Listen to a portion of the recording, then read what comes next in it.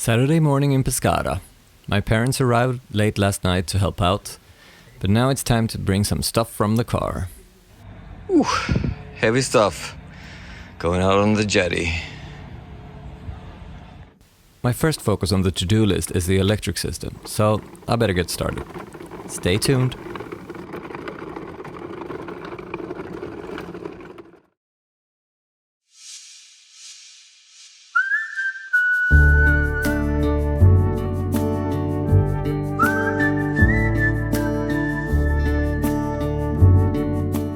Last time on She Rules the Waves, we drove 2,000 kilometers through Europe to Sedna for some major projects, topped with quite a bit of fun.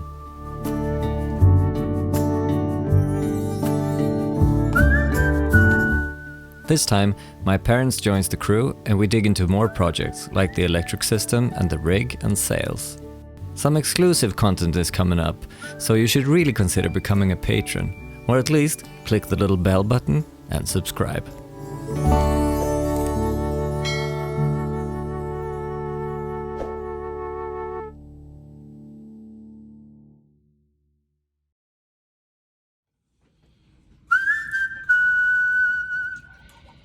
Yeah.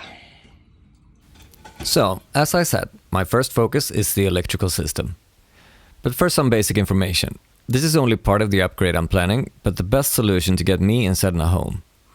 It's planned according to the circumstances I have due to budget, physical distance to the boat, shipping, etc. I'm installing a 48-volt, 200 amp-hour lithium bank with a REC BMS and a Victron Multiplus 2 inverter charger. I'm also keeping the old 400 amp-hour 12-volt bank bridged to the 48-volt system with a DC-DC converter. To that, I'm also adding a small solar setup. And finally, in different steps, I will replace the electrical panel, install the Victron BMV and Serbo GX. And of course, figure out how to charge from the engine or externally. But more about that later. First thing I have to do is figure out where everything is going to be installed, without messing too much with the existing setup, since I don't have the time or the means to rip it all out and start over at this time. Okay, so my problem is that I have this little area and I have this area where the old batteries are. They're so much bigger than I thought. So, am I gonna have my lithium there or there? First of all, I'll just clear it and then we'll see. So, just for context, I must say that while I'm doing this whole electric stuff, there's other shit going on. Like, for example, renaming that Tosa's doing. Okay, so this area is now empty, but I'm still not sure. So I think, unfortunately, that I have to do a temporary solution and do it all over from the beginning when I get back home to Sweden, hopefully this fall. But first, lunch. Making some lunch, making some lunch, making some lunch. Lunchtime! Also way overdue. Just after we've finished our French toast and lunch beer, we got an invitation by a neighbor for some pasta that we reluctantly had to decline due to the full stomachs and the shitload of work still to be completed. It's coming along. The batteries are going to be here, as you have seen before, and now we are working on the fuse and the contactor, and then everything is going to go in through the wall to the inverter charger. Okay, after some reminiscing and idea thinking with Tossa, I decided that I will actually put my Victron Multiplus in here. I really hope it won't sound too much, because this is my bedroom, but it will be safer, and if it doesn't work, I will change it when I get back home. That's my new mantra. If it doesn't work, I'll change it when I get back home.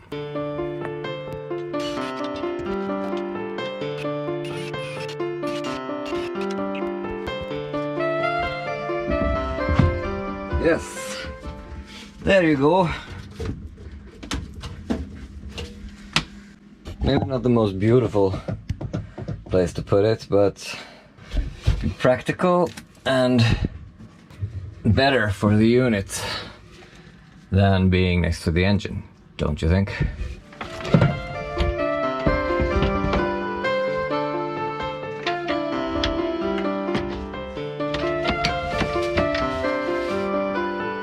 So, what's your name?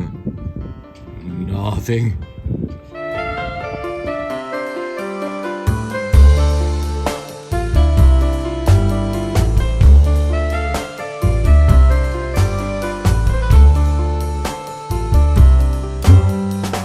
Tosla just said that the jumping fishy is back. So I guess that means it's time for a break. First day of work. Yes. Yeah. Very well done. Thank you, Captain. Cheers, everybody. Cheers. Clink. And while the sun was setting over the glassy Adriatic, we took a stroll to our favorite restaurant and treated ourselves thoroughly.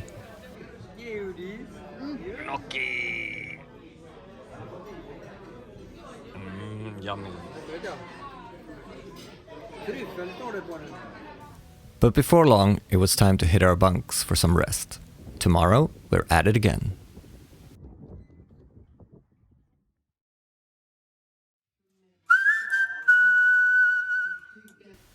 The next morning, we had some breakfast before starting the projects of the day.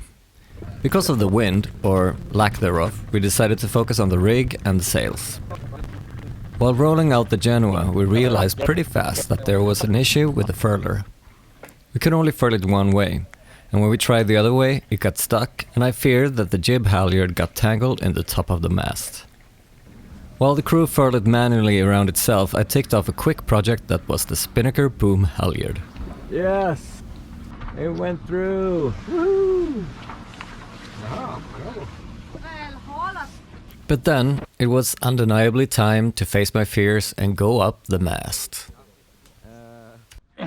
This is going to be awesome! Fly me to the moon. Ja. Ja, men det är väl bara...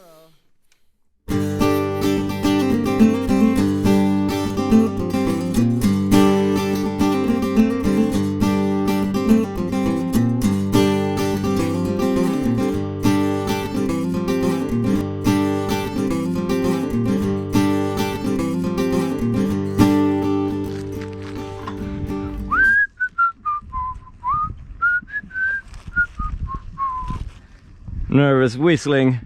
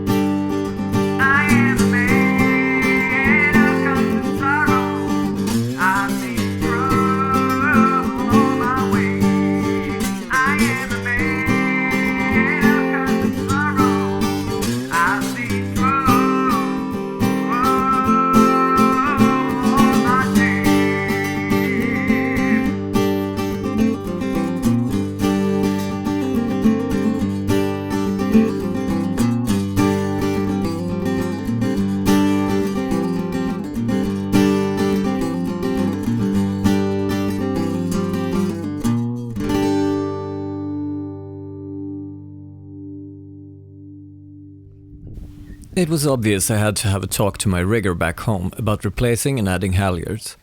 But after I came back down to deck level, we focused on getting the jib furler to work.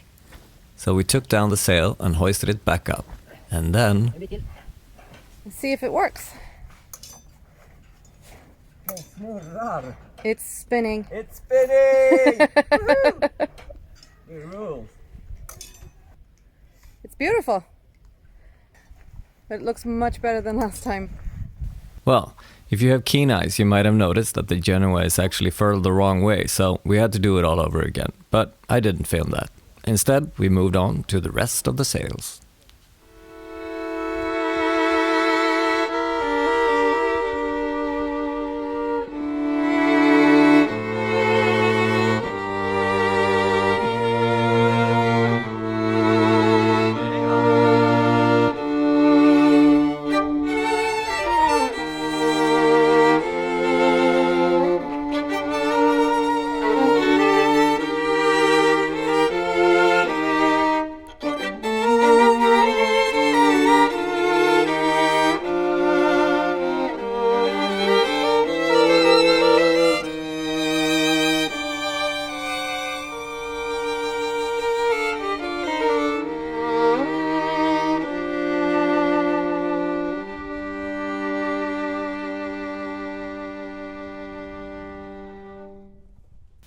Thank you so much for watching this episode and for following our adventures.